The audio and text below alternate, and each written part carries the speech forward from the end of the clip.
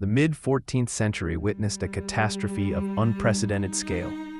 Across continents, populations were decimated by a terrifying and swift-killing disease.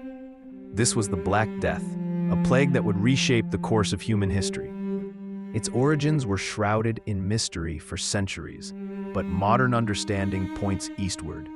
The vast, interconnected networks of trade and travel that linked east and west became the very pathways for its deadly advance. Scientific evidence suggests the plague bacterium Yersinia pestis is endemic to rodent populations in specific regions.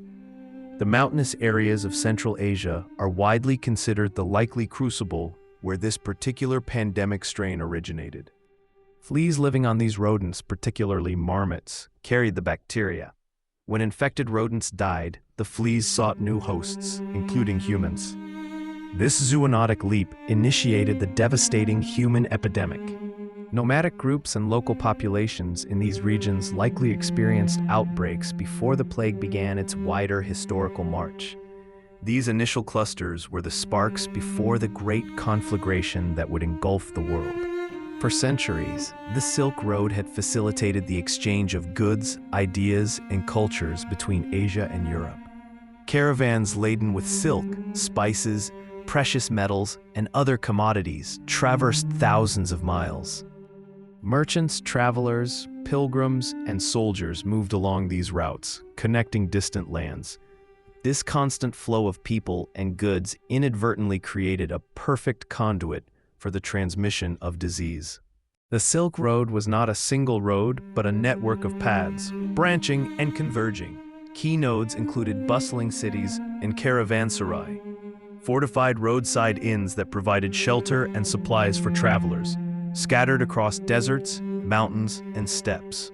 From its likely origins in Central Asia, the plague began to move. It followed the established trade routes eastward into China and westward towards the Middle East and Europe. Historical records from China indicate severe pestilence outbreaks in the 1330s and 1340s.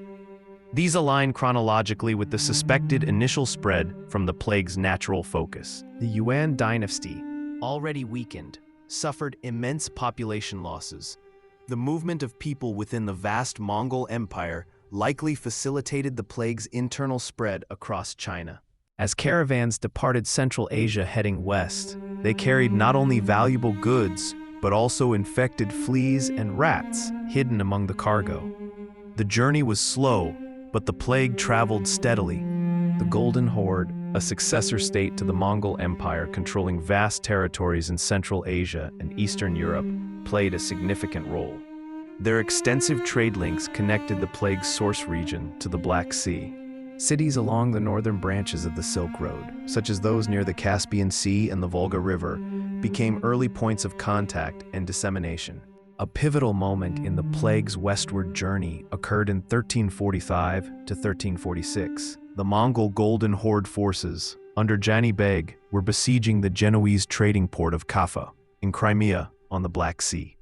According to contemporary accounts, the besieging army was struck by the plague.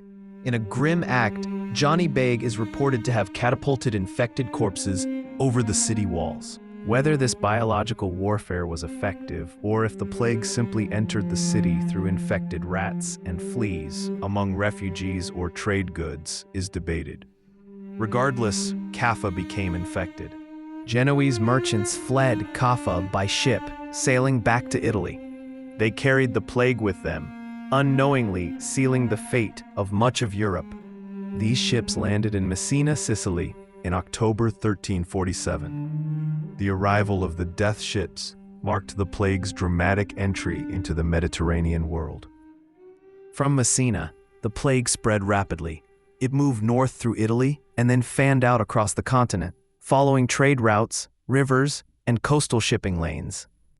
The Silk Road, a symbol of connection and prosperity, became an unintentional vector of devastation. It provided the infrastructure for a localized disease to become a global pandemic. The movement of goods and people, the very essence of the Silk Road, facilitated the swift and wide dissemination of Yersinia pestis from its Asian origins to the doorsteps of Europe.